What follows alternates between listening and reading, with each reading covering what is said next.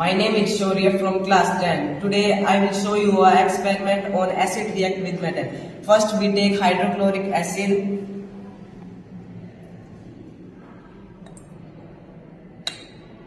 and zinc metal. When zinc metal added in HCl solution,